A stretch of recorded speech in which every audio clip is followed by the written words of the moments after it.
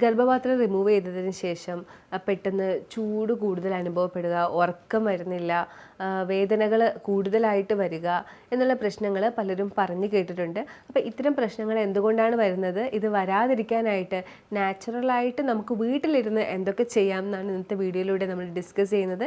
ഞാൻ doctor Amina, QNBയിലെ medical ഓഫീസറാണ്.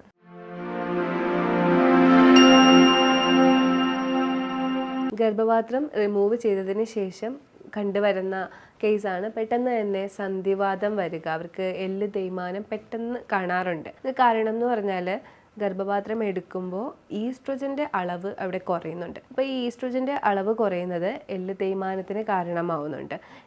Oestrogen നമുക്ക് കാൽസ്യം, മഗ്നീഷ്യം മെറ്റബോളിസത്തിനൊക്കെ ആവശ്യമാണ്.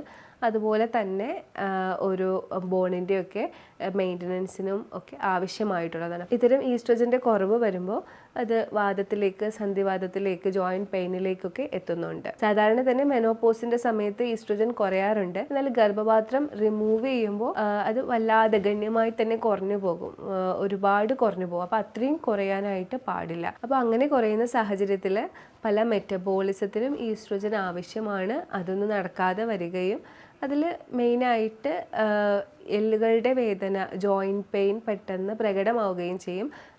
ഈ ഹിസ്റ്ററോക്ടമി യൂട്രസ് റിമൂവ് ചെയ്തവർക്കറിയാം, അതിനുശേഷം അവരുടെ ഹെൽത്ത് വല്ലാതെ കുറഞ്ഞു പോകുന്നതായിട്ട് കാണാറുണ്ട്. എന്നാൽ ഇത് കുറഞ്ഞു പോവാത്ത ഒരു കൂട്ടം ആളുകളുണ്ട്. അത് വേറൊന്നുമല്ല, അഡ്രീനൽ ഗ്ലാൻഡും ഇതുപോലെ ഈസ്ട്രോജൻ ഉൽപ്പാദിപ്പിക്കുന്നുണ്ട്. അപ്പം ഈ അഡ്രീനൽ ഗ്ലാൻഡ് ഉൽപ്പാദിപ്പിക്കുന്ന ഈസ്ട്രോജൻ മതിയാവും ആ സമയത്ത്. പക്ഷേ കൂടുതൽ ആളുകളിലും ഈ അഡ്രീനൽ ഗ്ലാൻഡ് ഓൾറെഡി എക്സോസ്റ്റഡ് ആയിരിക്കും. ഒന്നാമത്തെ കാര്യം, ഓട്ടോ ഇമ്മ്യൂൺ ഡിസീസോ, ഇത് നമ്മുടെ ബോഡി തന്നെ നമുക്കെതിരെ പ്രതിരോധിക്കുന്ന കുറച്ച് ഡിസീസുകളുണ്ട്. അപ്പോൾ അങ്ങനത്തെ ഡിസീസോ അല്ലെങ്കിൽ ടെൻഷനും സ്ട്രെസ്സും ഒക്കെ ഒരുപാട് എടുക്കുന്ന ആളോ ഒക്കെ ആണെങ്കിൽ അഡ്രീനൽ ഗ്ലാൻഡ് നല്ല എക്സോസ്റ്റ് ആയിരിക്കും.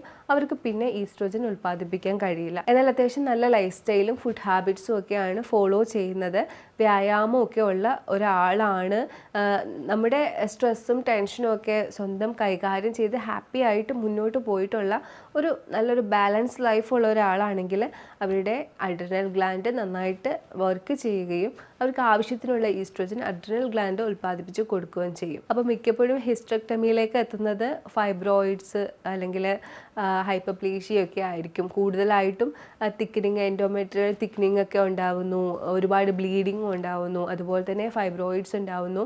അത് കാരണം വേദന അസഹനീയമാവുന്നു. പിന്നെ അത് ക്യാൻസർ ആവണ്ട എന്നൊക്കെ വെച്ചിട്ടാണ് നമ്മൾ യൂട്രസ് റിമൂവ് ചെയ്യുന്നത്. കൂടുതലും അത് നമുക്ക് കൈകാര്യം ചെയ്യാൻ പറ്റില്ല എന്ന് പറയുന്ന അവസരത്തിൽ മാത്രം ഇത്തരം സർജറിക്ക് വേണ്ടി പോവുക എന്നുള്ളതാണ്. ആദ്യം തന്നെ റിമൂവ് ചെയ്യാതെ നല്ല ഒപ്പീനിയൻസ് ഒക്കെ ഒരുപാട് ഡോക്ടേഴ്സിൻ്റെ അടുത്ത് ചോദിച്ച് മനസ്സിലാക്കി ഇത് നമുക്ക് നാച്ചുറലായിട്ട് കൺട്രോൾ ചെയ്യാൻ പറ്റുമോ, അതുപോലെ തന്നെ യൂട്രസ് മെനോപോസിന് ശേഷം പിന്നെ പ്രശ്നം ഉണ്ടാക്കാതിരിക്കുന്ന കണ്ടീഷനും ഉണ്ട്. അതായത് ഷ്രിങ്ക് ആയി പോകുന്ന ഈ ഒരു ഫൈബ്രോയിഡ്സ് ആയാലും ഹൈപ്പർപ്ലേഷ്യ ഒക്കെ നിൽക്കുന്ന കണ്ടീഷൻസും ഉണ്ട്. അപ്പം നിങ്ങൾക്ക് ഏത് തരം കണ്ടീഷനാണ് എന്ന് മനസ്സിലാക്കി മാത്രം സർജറിക്ക് ഒരുങ്ങുക. ഉറപ്പായിട്ടും ഹെവി ബ്ലീഡിംഗ് ഉള്ള ആളുകളാണ്, ഫൈബ്രോയിഡ്സ് ഗ്രോത്ത് ഒക്കെ ഒത്തിരി വലുതാണ്, വേദന കൂടുതലാണെങ്കിൽ ഹിസ്റ്ററക്ടമി തന്നെയാണ് ഓപ്ഷൻ. എന്നാൽ ഇത്തരം ഹിസ്റ്ററക്ടമി കഴിഞ്ഞു കഴിഞ്ഞാൽ എല്ലാം കഴിഞ്ഞു എന്നുള്ളതല്ല, പിന്നെ ഹെൽത്തി ആയി വേദനയൊക്കെ തീർന്നു എന്നുള്ളതല്ല. ഹിസ്റ്ററക്ടമി കഴിഞ്ഞു കഴിഞ്ഞാൽ ഒരു അവയവമാണ് റിമൂവ് ചെയ്തത്. അപ്പം അതിനനുസരിച്ചുള്ള ജീവിതശൈലിയും മാറ്റങ്ങളും നമ്മൾ വരുത്തേണ്ടതുണ്ട്.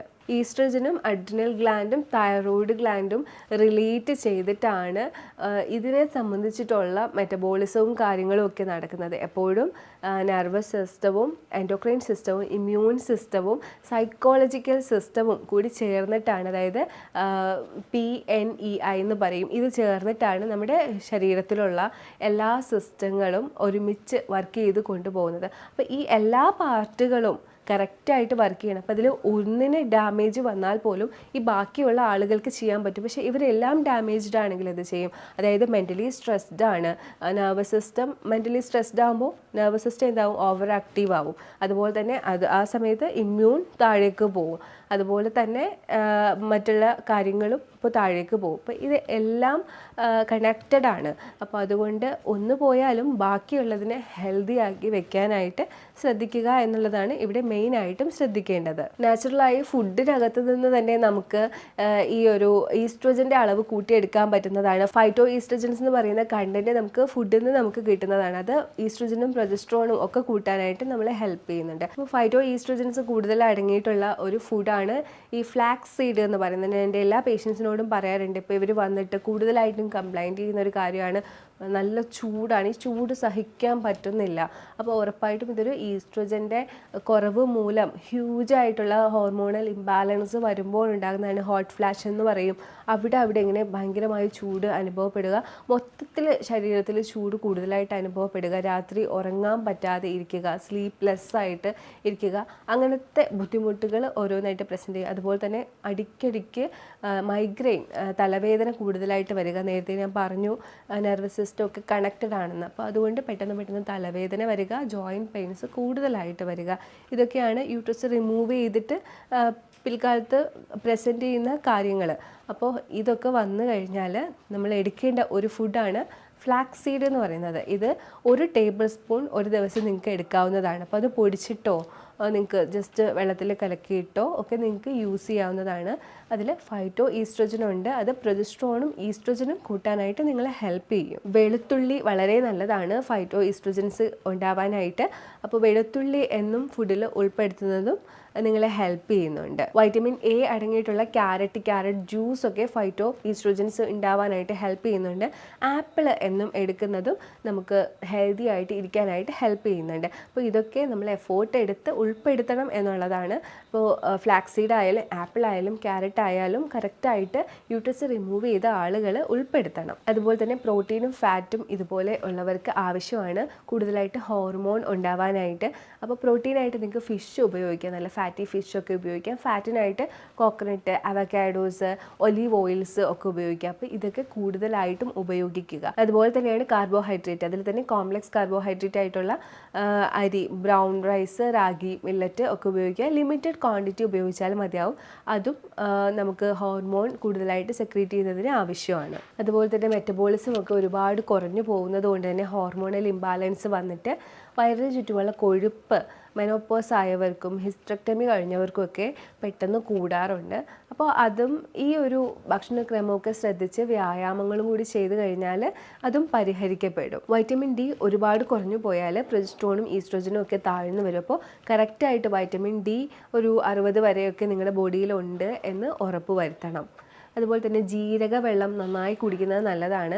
ഈസ്ട്രോജൻ്റെ കുറവ് കാരണം നമ്മുടെ ജനൈറ്റൽ ഏരിയയിലൊക്കെ ഡ്രൈനെസ് വന്നിട്ട് വജൈനൽ ഡ്രൈനെസ്, അതുപോലെ തന്നെ അടിക്കടി UTI ഒക്കെ വരാനുള്ള സാധ്യതയുണ്ട്. അപ്പോൾ ജീരകം കൂടുതൽ കുടിക്കുന്നത് കൊണ്ട് ആ ഡ്രൈനെസ് മാറിക്കിട്ടും. അപ്പോൾ ജീരക വെള്ളം നന്നായിട്ട് ഈ യൂട്രസ് റിമൂവ് ചെയ്ത ആളുകൾ എടുത്തിരിക്കണം. ഗട്ടിനകത്ത് നമ്മുടെ ഹോർമോൺസിന് വേണ്ടിയുള്ള മെറ്റബോളിസം നടക്കുന്നുണ്ട്. അതുകൊണ്ട് തന്നെ ഗട്ടിൻ്റെ ഹെൽത്ത് നമ്മൾ ഉറപ്പ് വരുത്തണം. അതിനായിട്ട് പ്രോബയോട്ടിക്കും പ്രീബയോട്ടിക്കും ഒക്കെ കൃത്യമായിട്ട് സപ്ലൈ ചെയ്യുക. അതിന് വേണ്ടിയുള്ള കേർഡ് അല്ലെങ്കിൽ പുളിപ്പിച്ച ഭക്ഷണങ്ങളായിട്ടുള്ള ഫെർമെൻറ്റഡ് പിക്കിൾസ് ഒക്കെ ഇല്ലേ, ക്യാരറ്റൊക്കെ ഉപ്പിലിട്ട് വെച്ചിട്ട് ഉണ്ടാക്കുന്ന പിക്കിൾ, അതുപോലെ തന്നെ കറ്റാർവാഴയും തേനും ഈക്വൽ ക്വാണ്ടിറ്റിയിൽ എടുത്തുണ്ടാക്കുന്ന ഫെർമെൻറ്റഡ് ഫോമൊക്കെ നിങ്ങൾക്ക് പ്രോബയോട്ടിക്കായിട്ട് ഉപയോഗിക്കാവുന്നതാണ്.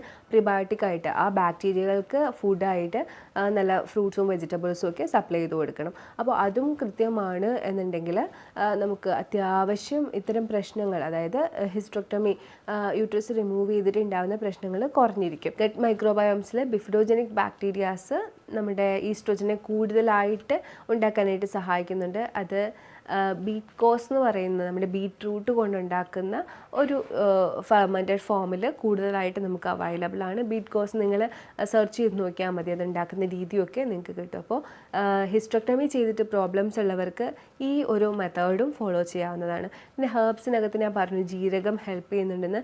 അതുപോലെ ഹെൽപ്പ് ചെയ്യുന്ന ഒന്നാണ് നമ്മുടെ ബ്ലാക്ക് കൊഹോഷ് എന്ന് പറയുന്ന ഒരു ഹെർബ്. അതിൻ്റെയൊക്കെ സപ്ലിമെൻറ്റ്സ് അവൈലബിൾ ആണ്. അപ്പോൾ അത് ഒരു കൺസൾട്ടൻറ്റിൻ്റെ ഒരു സഹായത്തോടു കൂടി തന്നെയായിരിക്കണം എടുക്കേണ്ടത്. അപ്പോൾ ഇത്തരം ഒരുപാട് വഴികൾ നാച്ചുറലായിട്ട് നമുക്ക് ഈ ഹിസ്റ്ററക്ടമി കാരണം ഉണ്ടാവുന്ന പ്രശ്നങ്ങൾക്ക് ചെയ്യാവുന്നതാണ്. നിങ്ങളിങ്ങനെ എപ്പോഴും ബുദ്ധിമുട്ടി അയ്യോ എൻ്റെ യൂട്രസ് എടുത്തത് കൊണ്ട് എനിക്കിനി ഒന്നും പറ്റില്ല, എപ്പോഴും ചൂടാണ്, എപ്പോഴും വേദനയാണ് എന്ന് പറയേണ്ടതില്ല. പലർക്കും ഈ ഒരു ബുദ്ധിമുട്ടുണ്ട്, അതുകൊണ്ടാണ് ഞാൻ പറയുന്നത്. അപ്പോൾ ഇത്തരം ബുദ്ധിമുട്ടുകൾ നിങ്ങളിങ്ങനെ സഹിക്കേണ്ട കാര്യമില്ല. നമുക്ക് ഓൺലൈൻ കൺസൾട്ടേഷനും ഓഫ്ലൈൻ കൺസൾട്ടേഷനും ഇതിനു വേണ്ടി അവൈലബിൾ ആണ്. നിങ്ങൾക്കിനി വേറെ എന്തെങ്കിലും ഡൗട്ട് ഉണ്ട് ഇതിനെക്കുറിച്ച് എന്നുണ്ടെങ്കിൽ നമ്മുടെ നമ്പറിലേക്ക് നിങ്ങൾക്ക് കോൺടാക്റ്റ് ചെയ്യാവുന്നതാണ്. അപ്പോൾ ഇനി ഒരു വീഡിയോയിലേക്ക് കാണുന്നവരേക്കും ബൈ.